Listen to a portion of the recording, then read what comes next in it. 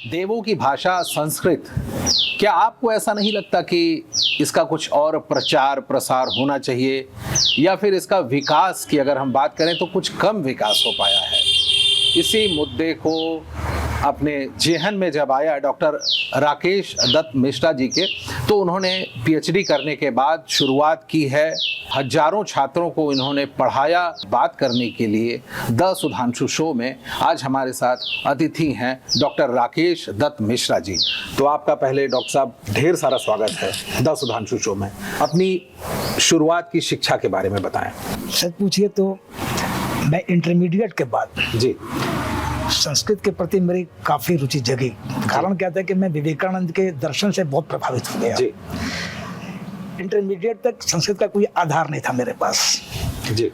लेकिन जब विवेकानंद के दर्शन को मैंने पढ़ा तो मेरे अंदर एक इच्छा जागृत हुई कि भारतीय दर्शन है क्या।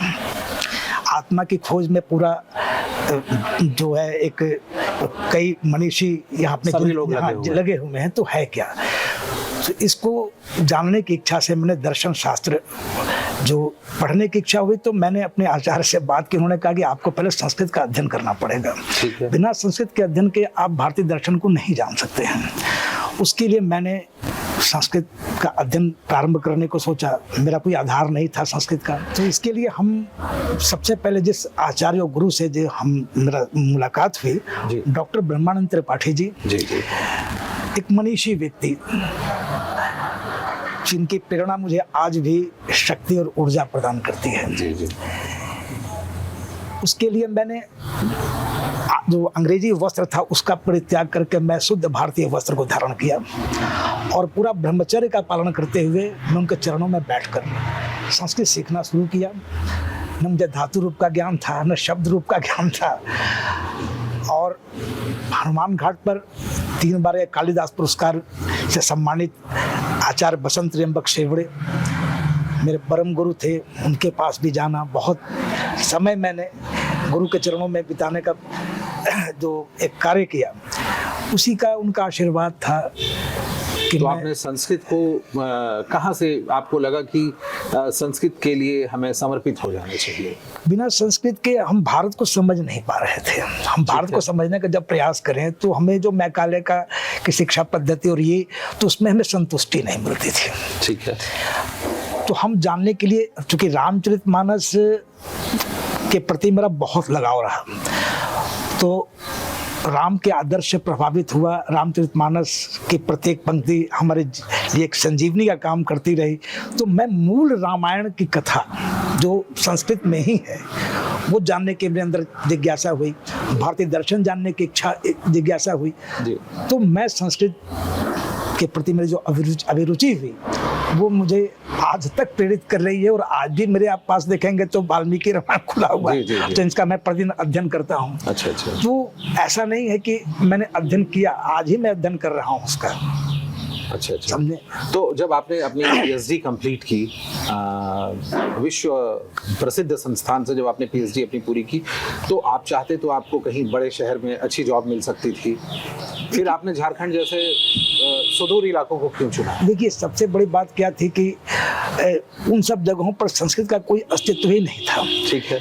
बहुत गिने चुने से स्कूली पढ़ाई होती थी। तो मेरी इच्छा हुई क्यों नहीं उन बच्चों को जाकर के जागृत किया जाए जो भी संस्कृत के बारे में कुछ भी नहीं जानते हैं। और संस्कार या चरित्र का निर्माण जो होता है, या चरित्र निर्माण करने वाली जो ये भाषा है, उन सब क्षेत्रों में विशेष इसकी आवश्यकता है जहाँ जो धन का या जो ऐश्वर्य है उसके प्रति लोग विशेष रूप से आकर्षित होते हैं। तो उन बच्चों के अंदर से संस्कार नहीं मिल पाता है। और इसके लिए संस्कृत भाषा सबसे उपयुक्त हमें लगी, जो उनको जा करके हम दें और कुछ उनके पास बैठ करके समझें कि आखिर उनकी क्या समस्या है, जो भारतीय दर्शन या भारतीय जीवन से वो अपने आप को अलग करना चाहते हैं। तो मैं समझा और बहुत प्रभावित हुए बच्चे, बहुत प्रभावित हुए। और यहाँ तक ऐसा हो गया कि बच्चे छोड़ते ही नहीं थे हमें, इतना प्रेम उनसे मिला, क्योंकि उन्हें सही रूप से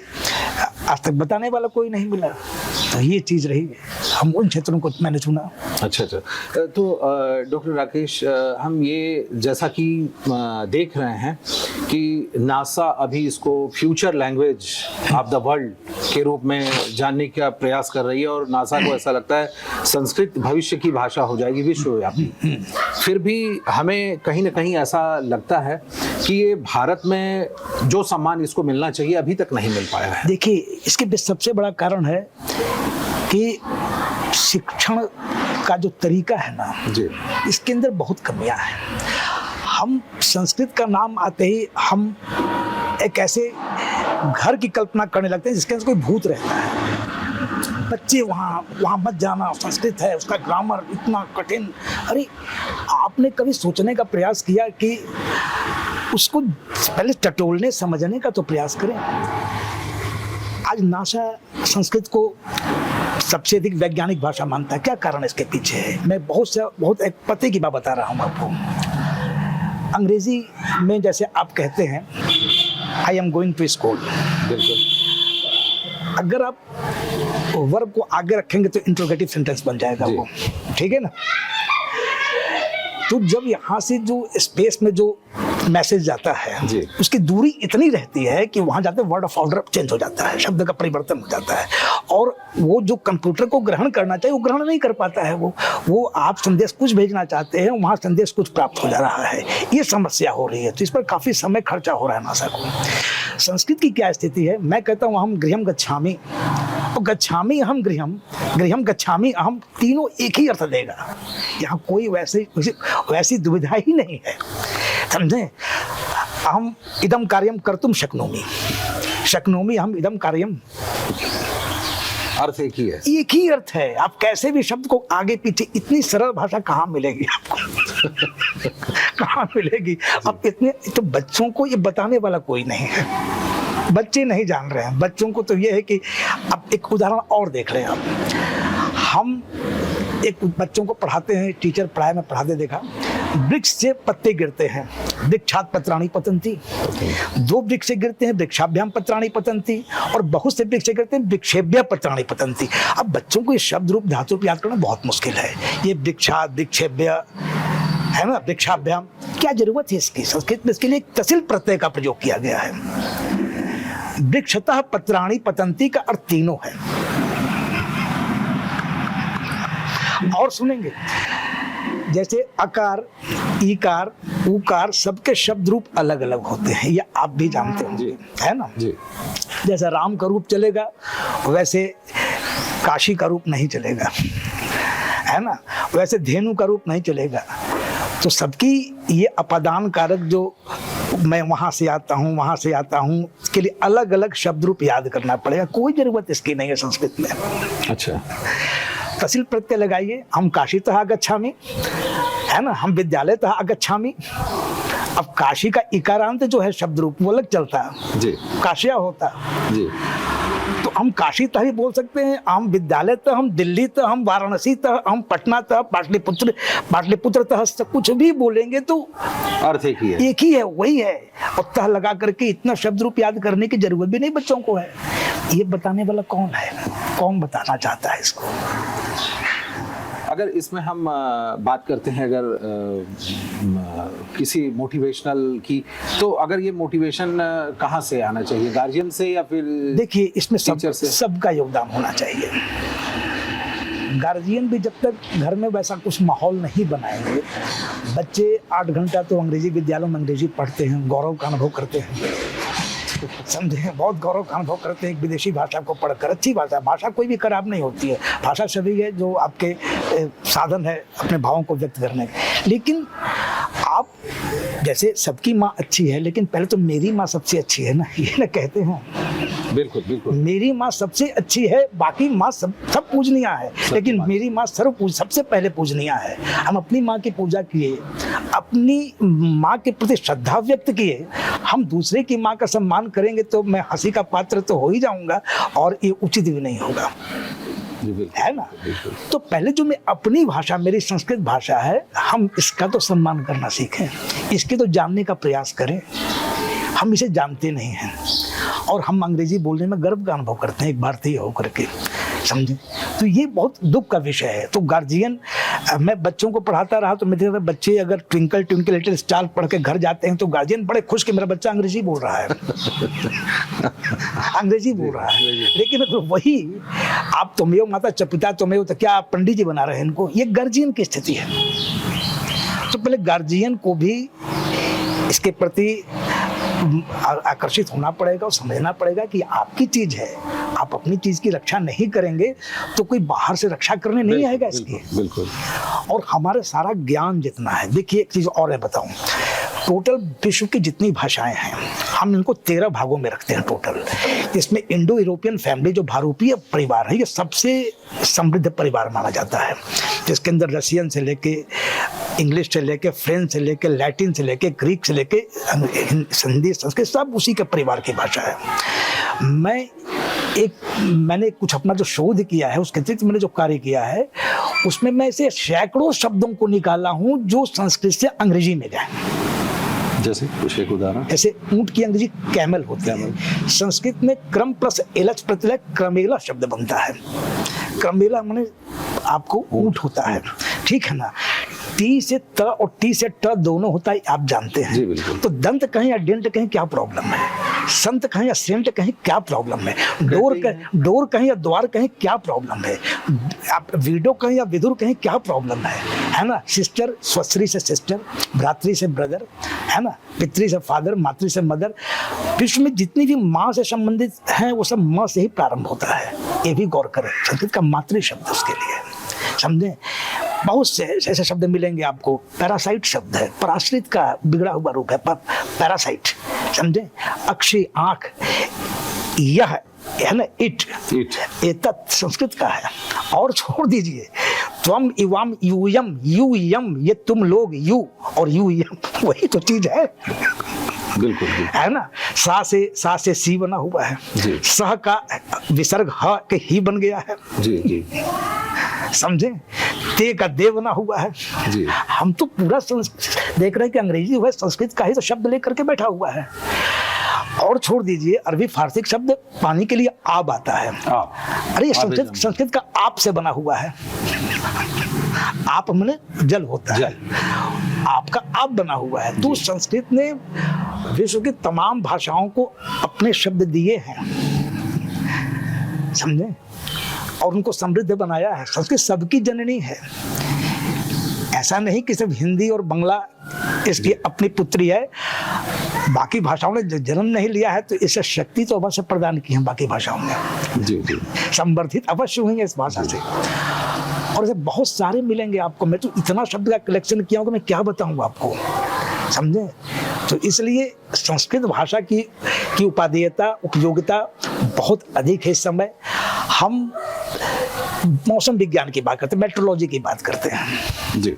हमारा लड़का BHU से जियोफिजिक्स में पढ़ा तो हमसे आकर के पापा वाल्मीकि रामायण होगा आपके पास, तो हम कुछ देखना चाहते हैं। बेटा जियोफिजिक्स में वाल्मीकि रामायण क्या जरूरत पड़ गई तुम्हें? कि हाँ पापा, वो मौसम विज्ञान में जरूरत पड़ रहा है कि हम लोग जो मौसम विज्ञान का अध्ययन करते हैं तो आज से 5000 साल पहले से कब किस किस समय जाकर मौसम में क्या परिवर्तन हुआ ये कैसे मालूम करेंगे हम? तो वहां इसकी आवश्यकता पड़ती है, महाभारत की, वाल्मीकि रामायण की आवश्यकता पड़ती है, जिससे हम मौसम विज्ञान की जानकारी लेते हैं, समझे। तो आप किसी भी क्षेत्र में देखें, और ज्योतिष और इसकी तो बात ही छोड़ दीजिए। जो हमारे के आर्यभट्ट भास्कराचार्य ने दिया निकाल करके, ये न्यूटन का नाम किसी ने आगे रख दिया, लेकिन किसी ने भास्कर और आर्यभट्ट की चर्चा नहीं की। तो बहुत पहले वो कह चुके थे इसके बारे में जी। तो संस्कृत हर दृष्टिकोण से बहुत आवश्यक है। और सबसे बड़ी बात है कि चरित्र निर्माण इससे होता है आपका। चरित्र हर भाषा में जो लिखते हैं वो बोलते नहीं है, ध्यान रखिएगा। हिंदी में अगर लिखते हैं राम जाता है तो राम पूरा म नहीं बोलते हैं, म में हल लगा हुआ स्वर निकाल कर राम बोलते हैं जी। है ना।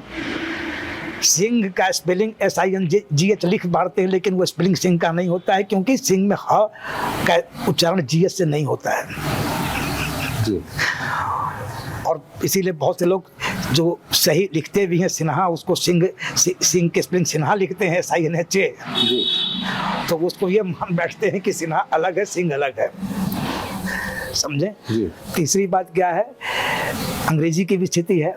अंग्रेजी में जब तक आप पीछे वॉवेल नहीं लगाएंगे, आप पता नहीं कर सकते हैं कि स्त्री है कि पुरुष है, राम है कि रामा है, कौन पता नहीं कर जी। सकते हैं आप। कृष्ण के कृष्णा है, स्त्री है कि पुरुष मालूम नहीं कर सकते हैं। उसके लिए आपको आगे सी और ही लगा करके तब समझना पड़ेगा। संस्कृत में जो लिखते हैं सो पढ़ते हैं। रामः गृहम गच्छति, रामः तो रामः, गृहम तो गृहम, गच्छति तो गच्छति। दूसरी बात संस्कृत की विशेषता क्या है कि हम जो उच्चारण करते हैं, हम अगर जरा सा उच्चारण में अंतर कर दे तो अर्थ का दूसरा हो जाए। मैं कहता हूँ सैंधवम आनया, संस्कृत जानने वाला व्यक्ति ला करके हमको नमक दे देगा। सैंधवम माने नमक। अगर इसी को मैं कह दूं सैंधवा आनया, मैं ये सैंधवम आनया, फिर उसको कहें घोड़ा दिखा करके, तो ध्यान रखिए सैंधवम अगर नपुंसक लिंग हो गया तब तो उसका अर्थ नमक हो जाएगा। अगर सैंधवा कह देंगे तो घोड़ा अर्थ हो जाएगा उसका। पुंडरीका कह देंगे तो उसका अर्थ हो जाएगा टाइगर, बाघ। और पुंडरीकम कह देंगे उसका अर्थ कमल हो जाएगा उसका। जी, कमल। शकृत कहेंगे तो शकृत माने ये मल, गंदगी। और सकृत कहेंगे तो एक। तो ये जो प्रोनाउंसिएशन है, हमारा जो उच्चारण स्थल है, तालु से कौन सा वर्ण का उच्चारण हो, जिह्वा से कौन उच्चारण हो, है ना, कंठ से किसका उच्चारण हो, इसकी व्यवस्था संस्कृत में है। इसलिए ब्लूमफील्ड विश्व का सबसे बड़ा भाषा वैज्ञानिक आधुनिक युग का माना जाता है। ब्लूमफील्ड, इसका द लैंग्वेज नामक किताब है, उसमें उसने कहा है कि संस्कृत एक ऐसी भाषा है, ऐसी वैज्ञानिक भाषा है जिसमें कहीं त्रुटि मैं नहीं निकाल सकता हूँ, और विश्व की कोई भाषा इसके समकक्ष खड़ी नहीं हो सकती है। हम प्रयास करते हैं कि जैसे विश्व में 3 भाषाओं को उसने चुना, अरबी को चुना, इंग्लिश को चुना और संस्कृत को चुना कि व्याकरण किसका सबसे श्रेष्ठ व्याकरण है। तो लास्ट में उसने कहा कि कितने कम शब्दों में विश्व के सारे शब्द आप समाहित कर सकते हैं।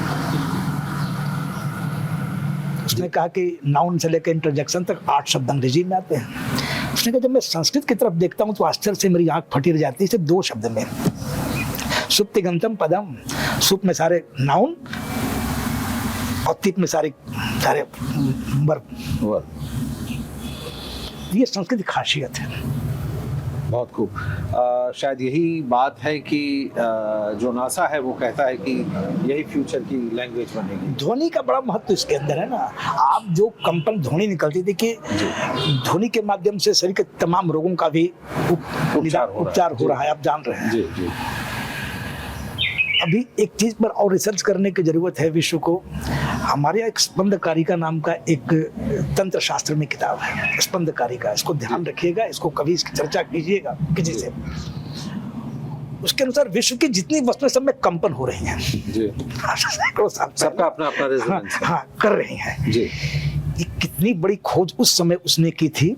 सारा विश्व कंपायमान है, चल रहा है, ध्वनि हर किसी से निकल रही है। सूरज निकलता है वहां से भी ध्वनि प्रकट हो रही है, पृथ्वी के घूमने से ध्वनि हो रही है, हमारी बॉडी से ध्वनि हो रही है, पत्तों से ध्वनि हो रही है।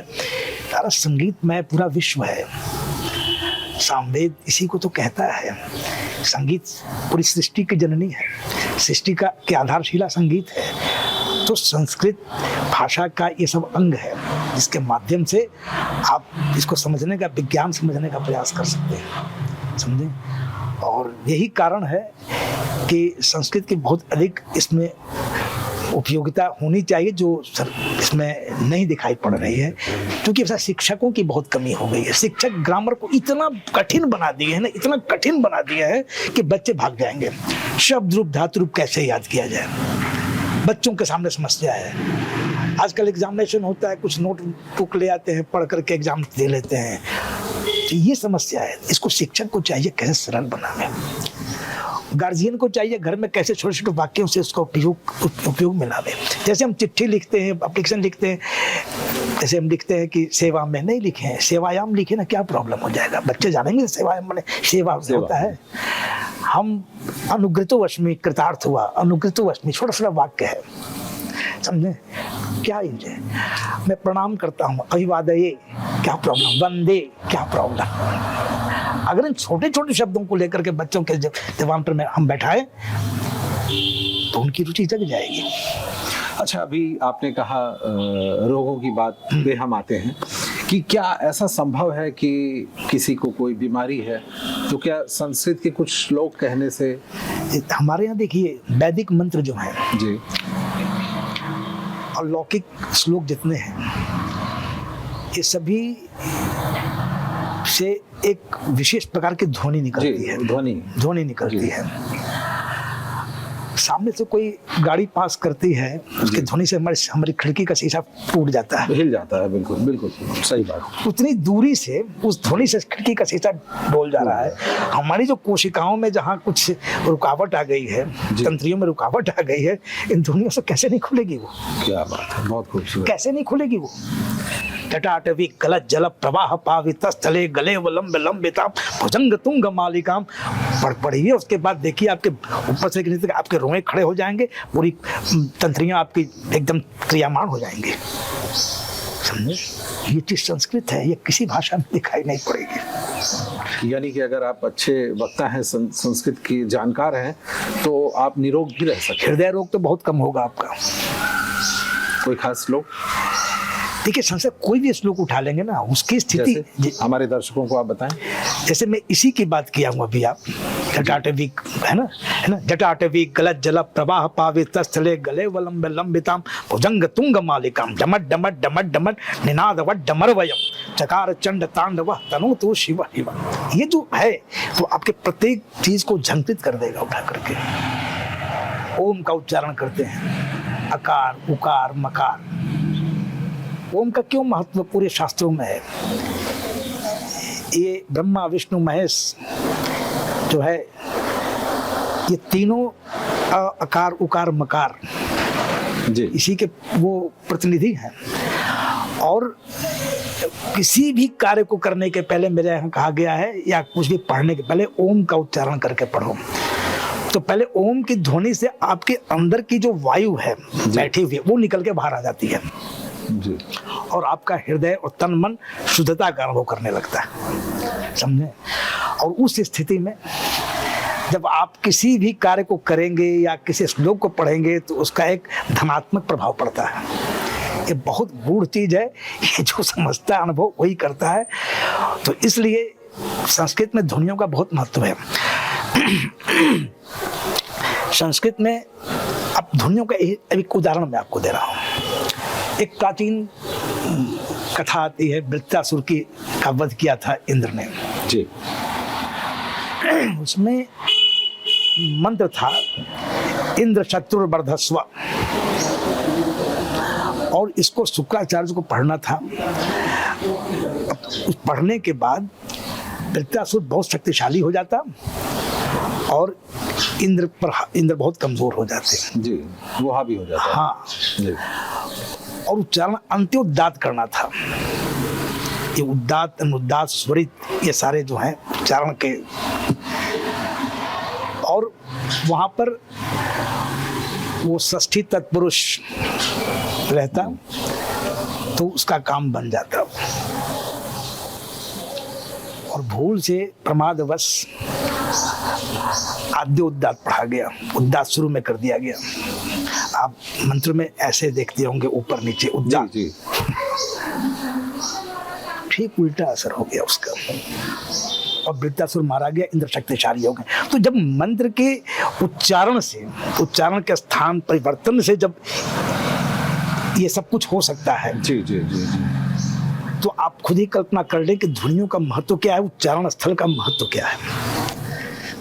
समझे? इसका महत्व क्या है?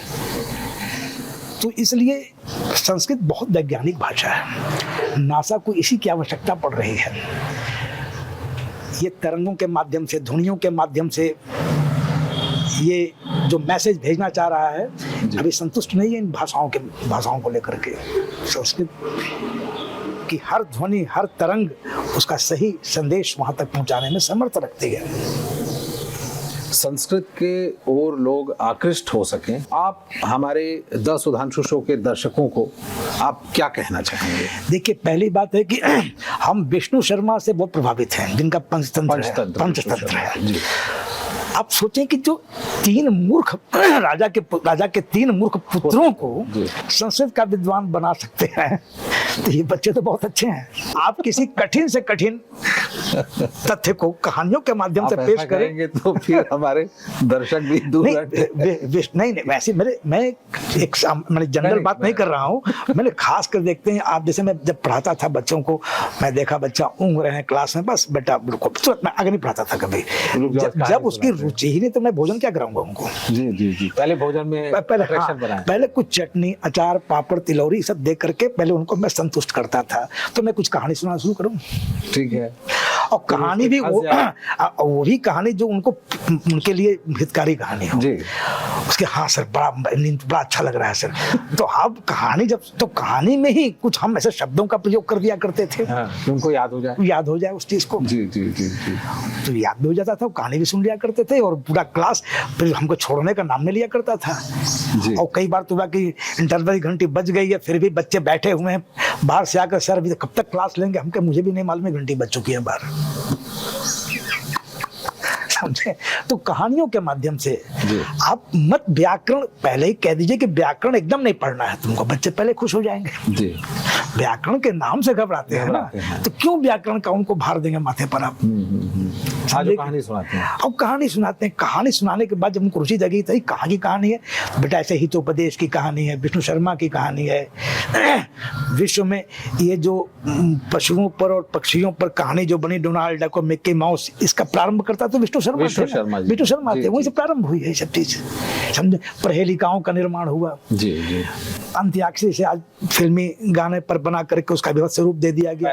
हाँ, अंत्याक्षरी का अर्थ क्या था? एक बच्चों को प्रेरित करने के लिए अंत्याक्षरी, अंतिम अक्षर से कोई श्लोक सुनाओ तुम, तो एक अक्षर से कितने श्लोक को याद कर सकते थे जी। एक कंपटीशन की भावना रहती थी उनके अंदर जी। और तब शास्त्रार्थ चलता था उनके, तो बच्चों को भी तमाम प्रकार का श्लोक याद कर घर से आते थे कि आज अंत्याक्षरी है। इसी प्रकार से प्रहेलिका, उनके माध्यम से कुछ का जो प्रेजेंस ऑफ माइंड की जांच होती थी जी। कैसे क्या करना है, ऐसे है ना, विंशति स्नातुम यमुनाम गता, एकोनविंशति पुनरायाता और एको नक्रेण भक्षिता। अब विंशति माने 20 होता है।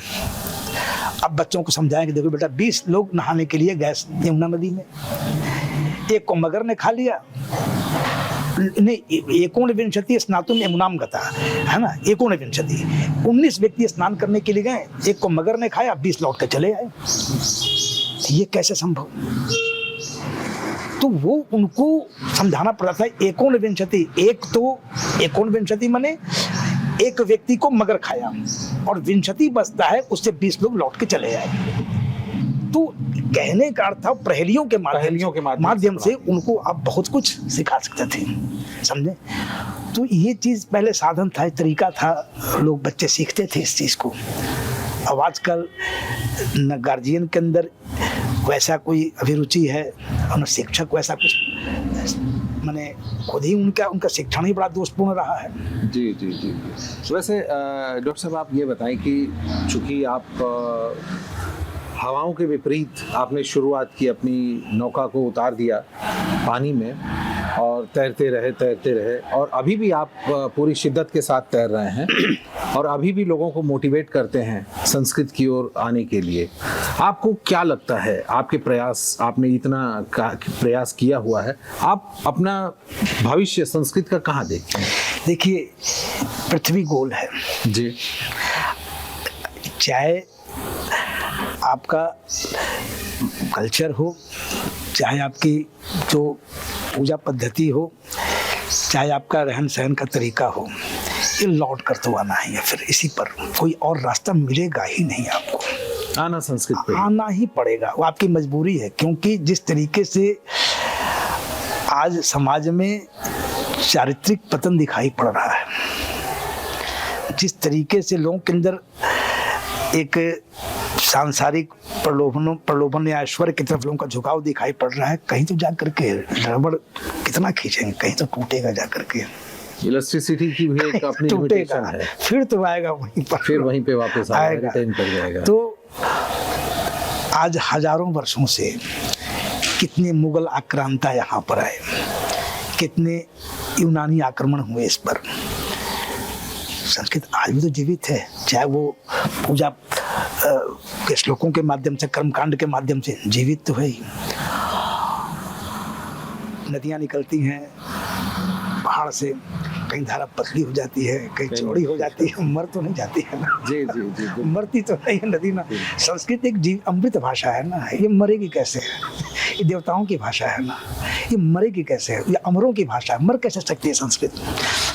और ये तो आप निश्चित जानिए, ऐसे विदेशों में आज जापान में या फ्रांस, जर्मनी में संस्कृत अनिवार्य कर दिया गया पढ़ाने के लिए। वहाँ आप वैदिक श्लोक के माध्यम से वहाँ बच्चा जगता है और बहुत सारे विदेशी आज एक तरफ आकर्षित हो रहे हैं। ये दुर्भाग्य की बात है कि हमको विदेश दिखाई पड़ता है, विदेशियों को भारत दिखाई पड़ता है, समझे कि नहीं? तो ये तो जागरूकता आज नहीं कल तो आनी ही आनी है, क्योंकि आपकी सारी विद्या, अब आयुर्वेद की बात करते हैं, बिना आयुर्वेद संस्कृत के चलेगा ही नहीं। चलेगा। और वो लोग मेरे ख्याल से अक्षरशः पालन भी कर रहे हैं। वो योग है आज जिसको योग कहते हैं, मतलब योग का भी एक अंग है आसन, तो पूरा योग नहीं। यम, नियम, आसन, प्राणायाम, धारणा, ध्यान, समाधि, जितने सब 8 उसके अंग हैं जी, है ना, प्रत्याहार इत्यादि। तो ये एक अंग आसन का तो इतना जलवा फैल गया पूरे विश्व में, जिसके 8 अंग खड़े होंगे धीरे धीरे, यम, नियम, आसन, प्राणायाम, प्रत्याहार, धारणा, ध्यान, समाधि। तो सोचिए कि इसके प्रति आकर्षण कैसे नहीं बढ़ेगा लोग। अभी अब कुंभ आपके यहाँ हुआ, जी बिल्कुल, विश्व के कितने लोग आखिर यहाँ के संस्कृति के प्रभाव में ही ना आए। जी जी, काफी विदेशी आए, देश के तो आए, अपना पैसा खर्चा करके, तन मन धन खर्चा करके यहाँ आए ना, बिल्कुल स्नान किए ना, और स्नान करने के बाद भी अपने को पवित्र समझे, आना सार्थक समझे। ऐसा भी नहीं कि हम क्यों चले आए, नहीं आना चाहिए था। हम सारा कुछ फील का ही है, फील किए, अनुभव किए। आज का युवकों में दिखाई भी पड़ रहा है कुछ ऐसा, अध्यात्म की तरफ विशेष झुकाव दिखाई पड़ रहा है। ऐसा नहीं कि सब ऐसे हैं, बहुत से हैं जो विवेकानंद को, दयानंद को या महर्षि अरविंद को पढ़ने की इच्छा करते हैं, वो समझे तो होगा। और संस्कृत के बिना कुछ नहीं चलने वाला है, जान कुछ भी नहीं चलने वाला है। इसको आप छोड़ देंगे तो आप मर जाएंगे, भारत मर जाएगा, भारत रह ही नहीं जाएगा, समझे? ये कृषि प्रधान देश हो चाहे न हो, लेकिन ऋषि प्रधान देश अवश्य है इंडिया। बहुत सुंदर, समझे? ये ऋषि प्रधान देश है। बहुत अच्छा लगा डॉक्टर राकेश दत्त मिश्रा जी से बात करके। आपने संस्कृत को जागृत करने के लिए और उसको इतना ज़्यादा विश्वव्यापी बनाने के लिए जो आपके प्रयास हैं, और हम भी इसमें जितना हो सकता है योगदान देने का पूरा प्रयास करेंगे। आपने इतना कीमती वक्त निकाला, द सुधांशु शो के दर्शकों के साथ रूबरू हुए, इसके लिए बहुत बहुत धन्यवाद। आपको बहुत बहुत धन्यवाद, आप हमारे यहाँ आए और इस विषय पर आप चर्चा किए। आज का दिन मैं बड़ा ही सुखद दिन, बहुत बहुत धन्यवाद सर, बहुत बहुत धन्यवाद। तो आज के लिए अब इतना ही। डॉक्टर राकेश दत्त मिश्रा जी से हम लेते हैं विदा। अगली बार हम होंगे एक नए अतिथि के साथ, तब तक देखते रहिए द सुधांशु शो। नमस्कार।